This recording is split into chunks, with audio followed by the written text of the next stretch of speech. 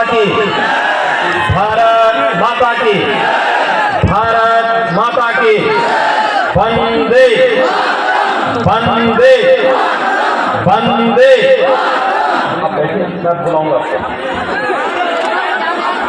Bharatiya Janata party के जिला के अध्यक्ष श्री राम बिहारी चौरसिया जी, पूर्व सांसद और संसद में हम दोनों लंबे समय तक सांसद रहे श्री रामकृष्ण कुशमारिया जी, लोकप्रिय विधायक और भारतीय जनता पार्टी के विधानसभा पवई से लोकप्रिय प्रत्याशी श्री प्रहलाद लोधी जी, प्रदेश कार्य समिति के सदस्य श्री जयप्रकाश चतुर्वेदी जी,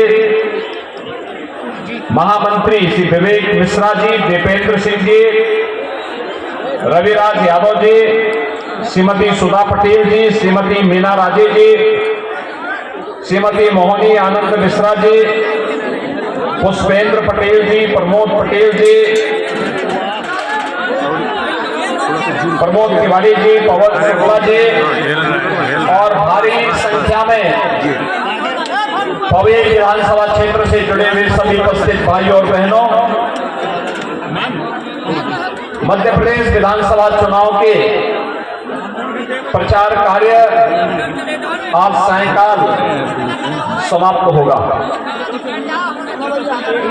परसों 17 नवंबर को मध्य प्रदेश के भाग्य का फैसला आप सबको करना है। भाइयों बहनों, मैं आप सबसे अपील करने के लिए आया हूं। सबसे पहले मैं इस अवसर पर आप सबको, आज भैया दूज का पावन पर्व भी है, इसकी बधाई देता हूं। भाइयों बहनों, आज प्रातः काल आपने देखा होगा देश के यशस्वी प्रधानमंत्री जी ने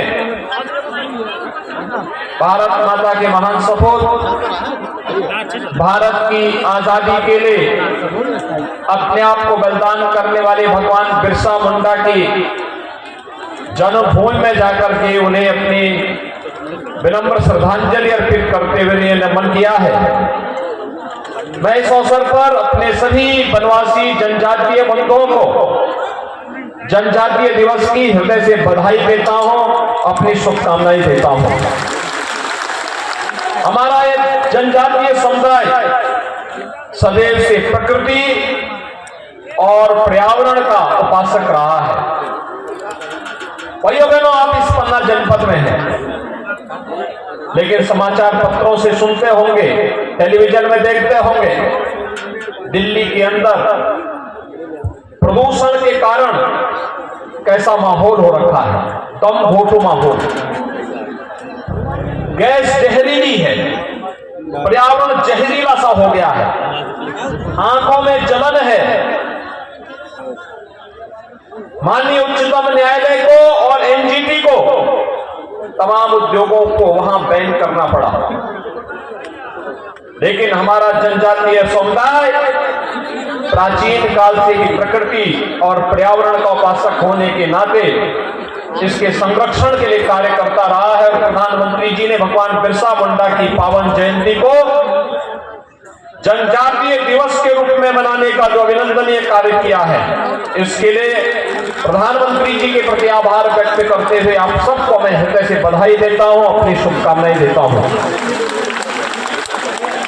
दीपावली के 5 दिवसीय कार्यक्रमों की श्रृंखला में आज भैया दूज का भी पावन पर्व है। बहनें अपने भाइयों की लंबी आयु की कामना करने के लिए आज अपने अपने घर में जाकर के उनके प्रति दुआ कर रही है, उन्हें आशीर्वाद दे रही है। पर्व और त्योहारों की लंबी श्रृंखला भारत की समृद्ध विरासत की प्रतीक है। भाइयों बहनों, हम सबको अपनी इस परंपरा पर गौरव की अनुभूति करनी चाहिए। ये मेरा सौभाग्य है कि आज मुझे इस जनपद में आने का अवसर प्राप्त हुआ और आपका पन्ना जनपद तो विकास की नए प्रतिमान स्थापित कर रहा है। याद करिए, कांग्रेस के समय उद्योग नहीं लगते थे, लेकिन अब तो डबल इंजन की सरकार कार्य करेगी तो भाइयों बहनों, जेके सीमेंट जैसी नए नए उद्योग भी लगेंगे। और अब तो सुना है पन्ना में हीरे की खान भी प्राप्त हो गई है और हीरे से यहां के लाखों लोगों को नए रोजगार सृजन की संभावना बनेगी। आपका जनपद भी समृद्धि को प्राप्त करेगा और मध्य प्रदेश भी समृद्धि की एक नई ऊंचाई को प्राप्त करेगा। आपने देखा होगा डबल इंजन सरकार का लाभ किस रूप में प्राप्त होता है। जब से प्रधानमंत्री के रूप में मोदी जी आए, मोदी जी और शिवराज सिंह चौहान जी की जोड़ी ने मध्य प्रदेश को बीमारू राज्य से उभार करके आज देश के विकसित राज्यों की श्रृंखला में खड़ा कर दिया है। भाइयों बहनों, जो कार्य कांग्रेस 55-60 वर्षों में नहीं कर पाई,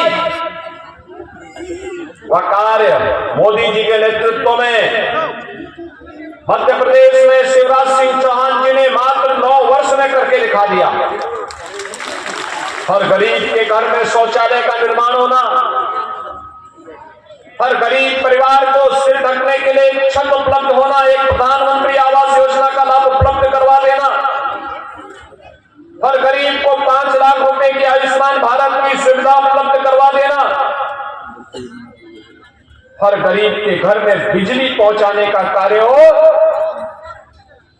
या फिर उज्ज्वला योजना में हर गरीब परिवार को फ्री में रसोई गैस के कनेक्शन उपलब्ध करवाने का कार्य। भाइयों बहनों, ये सभी कार्य पहले भी हो सकते थे। कांग्रेस को तो 55-60 वर्षों तक मौका मिला था, लेकिन विकास उनके एजेंडे का हिस्सा नहीं था। गरीब कल्याण उनके एजेंडे का हिस्सा नहीं था।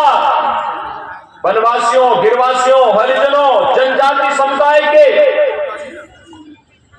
का उत्थान हो, उनका कल्याण हो, वे भी सुख और समृद्धि के मार्ग पर आगे बढ़ सके, ये कांग्रेस के एजेंडे का हिस्सा नहीं था। कांग्रेस को जाति के नाम पर बांटती थी, समाज के सामाजिक ताने बाने को छिन्न भिन्न करती थी, वोट बैंक की राजनीति करती थी, और जब सरकार से देने की बात आती थी तो इनके नेता कहते थे कि देश के संसाधनों पर पहला अधिकार तो मुसलमानों का है। यही तो कहते थे इनके लोग, तो यही कहते थे। वो ये नहीं कहते थे कि देश के संसाधनों पर पहला अधिकार गरीबों का है, अन्नदाता किसानों का है, नौजवानों का है, हमारी बहनें और माताओं का है। ये बात कांग्रेस के नेता कभी नहीं कहते थे, क्योंकि विकास उनके एजेंडे का हिस्सा है। भाइयों बहनों, मोदी जी 2014 में प्रधानमंत्री बने, उन्होंने नारा एक ही दिया, उन्होंने कहा था कि मेरी सरकार देश के गांव के लिए, गरीब के लिए, किसान के लिए, नौजवान के लिए, दलित के लिए, वंचित के लिए, जनजाति के लिए, समाज के सभी तबकों के लिए, महिलाओं के लिए, सबके लिए कार्य करेगी। और इसके लिए उन्होंने नारा दिया, सबका साथ सबका विकास। भाइयों बहनों, सबका साथ सबका विकास का ये नारा समग्रता को लेकर के चलता है, और ये राम राज्य की आधारशिला यही है, यही राम राज्य है। वो भेदभाव किसी के साथ नहीं, विकास सबका, लेकिन तुष्टीकरण किसी का नहीं, किसी का नहीं। और इस पर चल रही केंद्र की सरकार प्रधानमंत्री मोदी जी के नेतृत्व में वैश्विक स्तर पर भारत का सम्मान बढ़ा रही है। भारत के नौजवानों के सामने दुनिया के पास जाते हैं, आज पहचान का संकट नहीं है, भारत की सीमाएं सुरक्षित है। अब दुश्मन देश भी भारत की तरफ टेढ़ी निगाहों से नहीं देख सकता। सबको मालूम है कि टेढ़ी निगाहों से दिखाई देखेंगे तो उनकी आंखें निकालने में भी बहुत देर नहीं लगेगी।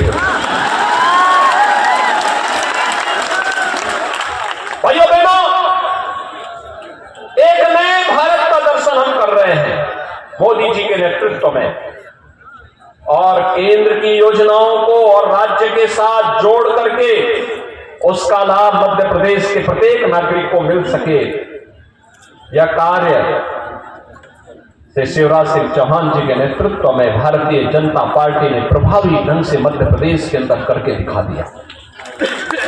भाइयों बहनों, कार्य करने का एक जज्बा होता है। अब याद करिए, कांग्रेस के समय में मध्य प्रदेश बीमारू राज्य था, लेकिन आज विकसित हो चुका है। बीमारूपन से दूर होकर, इसको दूर करके विकसित राज्य के रूप में मध्य प्रदेश को एक स्थान दिला दिया गया। अन्नदाता किसानों के लिए सबसे अधिक कृषि विकास कर वाला राज्य है मध्य प्रदेश। नए उद्योग लग रहे हैं, इंफ्रास्ट्रक्चर के अच्छे हाईवे बन रहे हैं, अच्छी सड़कें बन रही है, डैम बन रहे हैं, और यही नहीं, IIT, medical college, AIIMS, IIM जैसी संस्थाओं की एक श्रृंखला खड़ी होकर के मध्य प्रदेश के युवाओं के लिए रोजगार सृजन की भी नई संभावनाओं को आगे बढ़ाया जा रहा है। ये वेलफेयर स्टेट की परिकल्पना को साकार करना ही राम राज्य की अवधारणा है। एक और विकास की बड़ी बड़ी परियोजनाएं, गरीब कल्याणकारी योजनाएं प्रभावी ढंग से बिना भेदभाव के और तबके के लिए पहुंचाने का कार्य हो रहा है। दूसरी ओर सुरक्षा का एक बेहतर वातावरण। कांग्रेस के समय में पर्व और त्योहार नहीं मना पाते थे, कर्फ्यू लग जाता था। कोई होली, दीपावली कुछ भी आई, पता लगा कर्फ्यू। हमारे लिए पर्व और त्योहार उनके समय में भय और दहशत के माहौल के जैसे बन गए थे, लेकिन आज कर्फ्यू नहीं लगता है।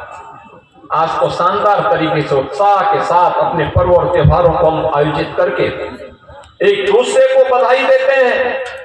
उत्साह और अमन के साथ पर्व और त्योहारों में पूरा समाज एकजुट होकर के इन आयोजनों में शामिल होता है। सरकार बदलने से, अच्छे नेतृत्व आने से कितना परिवर्तन हो सकता है, ये भारतीय जनता पार्टी की डबल इंजन सरकार ने मध्य प्रदेश के अंदर करके दिखाई है।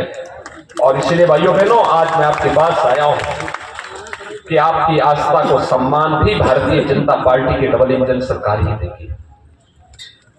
आप आइए देखिए, मोदी जी के आने के बाद काशी में काशी विश्वनाथ धाम बन रहा है, बन चुका है। पहले 5 लोग एक साथ बाबा का दर्शन करने नहीं जा पाते थे। आज भाइयों बहनों 50,000 लोग भी एकजुट होकर के चले जाएं, तब भी जगह की कमी नहीं होगी। ये परिवर्तन है। केदारपुरी कांग्रेस के समय पूरी तरह तबाह हो गई थी, प्राकृतिक आपदा की चपेट में आ गई थी। आज भगवान केदारनाथ का दर्शन करने के लिए उत्तराखंड में आप जाएंगे, केदारपुरी का पुनरुद्धार का काम प्रधानमंत्री मोदी जी ने वहां करवा दिया। महाकाल में महालोक का दर्शन होता है, और 500 वर्षों का इंतजार समाप्त करके अयोध्या में श्री राम जन्मभूमि में भव्य राम मंदिर का निर्माण किया। क्या ये काम कांग्रेस कर पाती? क्या कांग्रेस सुरक्षा दे पाती? क्या कांग्रेस राम मंदिर का निर्माण कर पाती? क्या कांग्रेस बाबा विश्वनाथ धाम का निर्माण कर पाती? और क्या कांग्रेस भाइयों बहनों महाकाल के महालोक की अनुभूति कांग्रेस करा पाती? क्या जब कांग्रेस न गरीबों का कल्याण कर सकती है, न विकास का कार्य ही ला सकती है, न आपकी आस्था का सम्मान ही कर सकती है, तो फिर कांग्रेस जैसे बोझ को ढोने का मतलब ही क्या है? कोई मतलब है क्या? और इसलिए ये गलती कतई मत करना। भाइयों बहनों, मैं आपका अभिनंदन करता हूं। आपने श्री प्रहलाद मोदी जी के समर्थन में इतनी भारी संख्या में एकत्र हुए हैं। एक विधायक के रूप में उन्होंने अपनी जिम्मेदारियों का निर्वहन करना प्रारंभ किया, लेकिन पहले कांग्रेस की सरकार ने उनके पीछे पड़ करके उनको पूरी तरह क्रैश करने का प्रयास किया, लेकिन उनकी हिम्मत के सामने कांग्रेस की हिम्मत जवाब दे गई। उनके सदस्यता समाप्त करने का कुत्सित प्रयास किया। मैं धन्यवाद दूंगा न्यायपालिका को, इन्होंने प्रहलाद लोधी की सदस्यता को फिर से बहाल करने और उसको स्टे करने का काम किया। कोरोना कालखंड में पहले स्वयं संक्रमित हुए, जनता जनार्दन की सेवा करते करते और फिर परिवार के कई सदस्यों को उनको खोना पड़ा। पैर एक बार नहीं, जनता की सेवा करते करते एक बार नहीं 5 बार पैर अपना गंवा चुके। भाइयों बहनों, मैं तो आप सबसे अपील करने के लिए आया हूं। जब मुझे बताया गया कि प्रहलाद लोधी के साथ ऐसी ऐसी घटना घटित हुई तो मैंने विशेष रूप से अनुरोध किया। मैंने कहा पवई में जरूर जाऊंगा स्वयं अपील करने के लिए। और भाइयों बहनों, आज मैं स्वयं आपसे अपील करने के लिए आया हूं। आप में से हर व्यक्ति, आज सायंकाल प्रचार बंद होगा, आप में से हर व्यक्ति को प्रहलाद लोधी बनना पड़ेगा।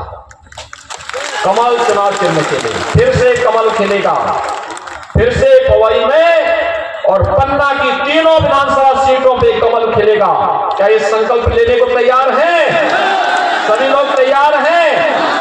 प्रहलाद लोधी जी को आप आश्वस्त करिए कि वे चुनाव तक भले ही कार्यकर्ताओं के बीच में रहे, एक बार पैर का उपचार पूरा कर ले, फिर जनता के बीच में दौड़ करके जनता की सेवा ही उनको करनी है, इसमें कोई संदेह नहीं है। सब लोग सहमत है ना? तो भाइयों बहनों मेरे साथ बोलेंगे, भारत माता की, भारत माता की जय श्री राम, जय जय श्री राम।